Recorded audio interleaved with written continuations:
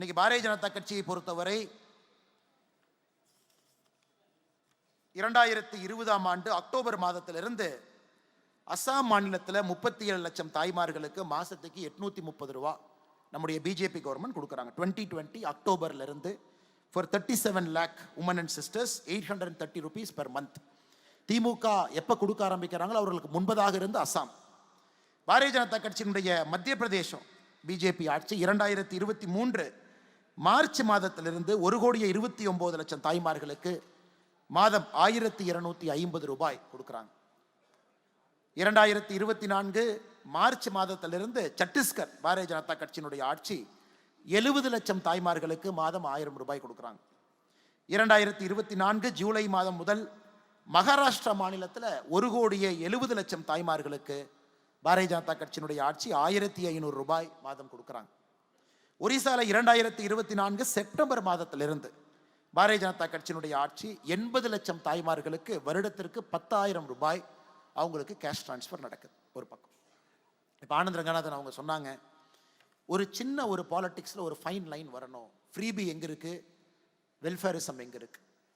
ஃப்ரீபியில் ஆரம்பித்து வெல்ஃபேரிசத்தில் முடியுதா, இல்லை வெல்ஃபேரிசத்தில் ஆரம்பித்து அது ஃப்ரீபியை நோக்கி போகுதா அப்படிங்கிற ஒரு கேள்வி கேட்டாங்க.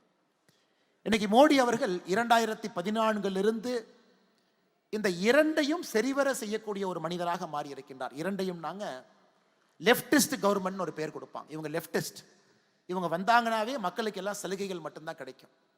இது ரைட்டிஸ்ட் கவர்மெண்ட், இவங்க வந்தாங்கன்னா மக்களை கசக்கி பிழுங்கி வருமான வரியெல்லாம் ஏற்றி நான் ரோடு போடுறேன் பாலங்கட்டன்னு ரைட்டிஸ்ட் கவர்மெண்ட் சொல்லுவாங்க. இலவசம் என்பது ஃப்ரீபின்னு இருக்காது, வெல்ஃபேர் எக்கனாமிக்ஸ் இருக்காது. ஆனால் இன்னைக்கு மோடி அவர்களுடைய ஆட்சி 10 ஆண்டு காலம் யாராச்சும் உன்னிப்பாக பார்த்தீங்கன்னா அவரே நம்பர் கொடுத்தார். 40 கோடி மகளிருக்கு மேலே வங்கி கணக்கு. ஒரு வங்கி கணக்கில் 1,500 ரூபாய் கொரோனா காலகட்டத்தில்.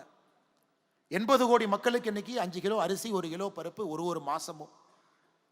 5 லட்சம் ரூபாய் மருத்துவ காப்பீடு லட்சக்கணக்கான கோடிக்கணக்கான நம்முடைய மக்களுக்கு. 18 கோடிக்கு மேற்பட்ட விவசாய பெருமக்களுக்கு வருஷத்துக்கு 18,000 ரூபாய். இதெல்லாம் ஒரு பக்கம் பார்க்கும் பொழுது மோடிஜி அவர்களை பொறுத்தவரை 2 விஷயத்தில் தெளிவாக இருக்காங்க. ஒரு பக்கம் உள்கட்டமைப்பு வசதிகள் நடந்துகிட்டே இருக்கணும். 48 லட்சம் கோடி ரூபாய் நம்ம வாங்குற பட்ஜெட்டில் அது போயிட்டே இருக்கணும். இன்னொரு பக்கம் கேஷ் இன்ஃபியூஷன் நடக்கணும். ஏன்னா சிஸ்டம் அந்த அளவுக்கு எஃபிஷியன்ட் கிடையாது. நாம் சில பேருக்கு சில நேரத்தில் கை தாங்கலாக நிற்க வேண்டிய அவசியம் ஒரு அரசுக்கு இருக்கு, அதை செய்யறோம்.